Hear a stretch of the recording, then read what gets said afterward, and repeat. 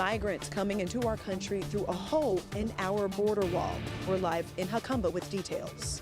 Horse owners in Lakeside concerned about a monster truck show scheduled right near their stables. We'll have the details. Childcare in California is now more expensive than some four-year universities. I'm Shanna Handy working for you to break down the numbers and programs that may help. Salk scientists discover new target for reversible non-hormonal male birth control. Marine veteran Hank Donegan is battling brain cancer. The special group of people he's running 500 marathons for. CBS 8 News live at 6 starts now.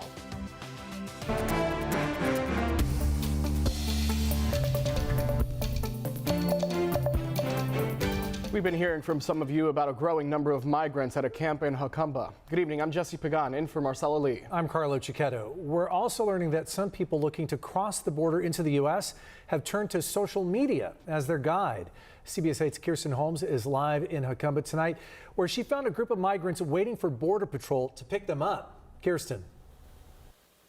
Yeah, those migrants I talked to today say they're using videos that they find on TikTok to navigate their way into the United States through a hole in our border wall with Mexico. I'm here near that wall between Jacumba and Boulevard, California. It's just an hour outside of San Diego. This dirt road, we drove up it and we found those migrants warming themselves by a fire, waiting for Border Patrol to just come and pick them up. The group of migrants say they crossed through that hole around 1 o'clock this morning. They say they found videos on TikTok of how to successfully get inside of the United States, and then they write down those instructions, and it has been working. John Schultz and his family have been helping people who come here by giving them firewood to keep warm because it is very cold here. They also give them clothes, blankets, food, water, whatever they need while they wait for Border Patrol to just come pick them up. These migrants are coming from all over the world. They are men, women, and children saying they face dangerous conditions just to come to the United States. I talked to a man who said he came here from Ecuador to save his life because he was told to pay up or he would be killed. After that, you'll hear from John, the local man who's been helping, and he says there are 3 sites just like this in this area. Por la situación que está pasando allá y por las extorsiones, todo eso. Las extorsiones. Sí. ¿Tú sufriste extorsiones? Exactamente, sí. ¿Qué tipo de extorsiones? De lo que hay ahorita comúnmente en la ciudad donde estoy yo. ¿Qué es lo que hay? ¿Qué es lo que O sea, cobrar coimas y todo eso. Si no las cancelas, pues te mandan a hacer daño y todo eso. I've seen everything. Seen people who have had heart attacks on the site, women going into labor. We've had a 13-year-old boy who died. He died in a car crash on the other side because the coyotes that take him, they drive like crazy. We reached out to Representative Juan Vargas. He is the representative for this area. So far, we haven't heard back. We also reached out to Border Patrol, and we're still waiting to hear back from them about how many migrants are they processing in this area and so many other questions. We're waiting to hear back, and hopefully we'll have those answers for you tonight. Reporting for CBS 8, I'm Kirsten Holmes. Back to you. Thanks, Kirsten. San Diego, in the meantime, is drying out after our latest round of storms. Chief Meteorologist Carlene Chavis here with when we could see more of that rain, though. Carlene? Yeah, wait a few days. Okay, good. Just soak in the sunshine first. There we go. I like that. And then soak in the cloud cover ahead of the storm system that's going to roll in by this weekend. So, yes, we are talking about drier conditions now. We do have some scattered showers we are seeing across the southwest. When we take a look at the satellite radar over the last 3 hours, been seeing a lot of that moisture exit out. So it was the last lingering across the mountains. Everything has dried out since. We saw some sunshine this afternoon. Things are looking pretty good out there. So we will have some sunshine in the forecast, especially in the afternoon hours, starting off with some passing clouds in the morning. We're seeing that for the coast, and then the cloud cover rolls in by the weekend. That's going to help bring down temperatures. They'll be warming up by Friday with the area of high pressure, and then we're looking at a chance for wet weather back in the forecast by Monday of next week. Also a little bit cooler with those temperatures. So you're going from the sunshine and 76 degrees across inland areas on Friday back into a chance for rain in the forecast by Monday across inland areas, basically all the way from the coast towards the mountains. And even even extending in towards Tuesday. We're looking at a better chance of seeing some rain. All we can tell you as of this evening, because we're pretty far out from the event, is that there is a chance that we could see some rain. It does look to be pretty high by Tuesday. In the days ahead, we will have more when it comes to the timing as well as the amount that we could see with that next storm system. But details in your complete forecast for your weather coming up. Carlo. Thanks, Carlene. Today, a major landslide in Ventura County completely covered part of State Route 150. Take a look at the video. Caltrans closed a 12-mile section of the highway while crews worked to remove all the debris. This happened between Santa Paula and Ojai.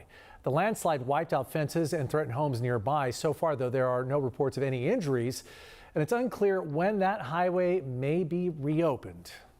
When a new park opened in Lakeside, the county said it would be used for horse riding, livestock-related activities, and farmers markets. But the company contracted to run the facility just scheduled a monster truck show. CBS 8's Steve Price reports the park is surrounded by horses, and neighbors are concerned for the safety of their animals. This is the brand new Diane Jacob Lakeside Equestrian Center, but one of its first big events has more to do with horsepower than horses, and that has neighbors concerned about the safety of their animals. It's called Monster Truck Wars, and their own Facebook page calls it earth-shaking, ground-pounding, high-flying excitement. 2 shows are scheduled to take place at the equestrian park next month. It's just inappropriate.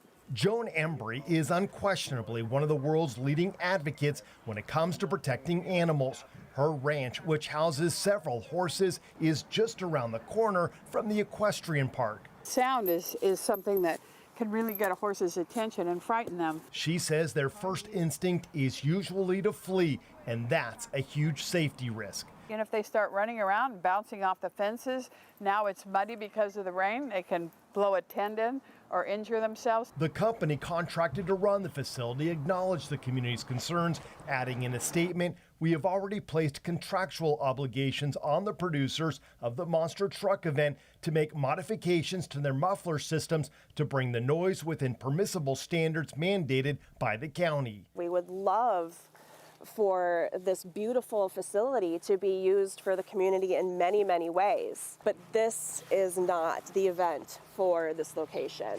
Kelly Faust keeps her horse Alaska at a stable that's even closer to the venue than Jones' property and points to the county's own description for the park. It was designed to host a variety of equestrian and livestock-related activities, including practices, training, and contests, in addition to rodeos, arena shows, and non-equestrian occasions like festivals, receptions, and farmers markets. There's no word of monster trucks. Monster trucks are cool. You know, who doesn't love monster trucks? But when the safety and welfare, both emotional, psychological, and physical, is putting all of this, the livestock in the area at jeopardy, like, is that worth it? No. Neighbors also fear if monster truck shows are allowed to happen here, what's next? In Lakeside, Steve Price, CBS 8. Thank you, Steve. This Sunday is a key deadline for people looking to vote in the 2024 Mexican general election. Mexican citizens can vote while abroad if they have a credential from the National Electoral Institute. The deadline to register for that credential is Sunday. The next Mexican general election is June 2nd. People will be voting for a new president. Current Mexican President Andrés Manuel López Obrador says he's retiring from politics. For more information on how to register, go to cbs8.com/Spanish. Still ahead tonight, claims you can get tax incentives for taking migrants into your home. We verify. Plus, the White House announces the cancellation of more student loan debt. How you can find out if you're eligible. And up next, San Diego Mayor Todd Gloria is here to answer your questions about federal relief after last month's floods.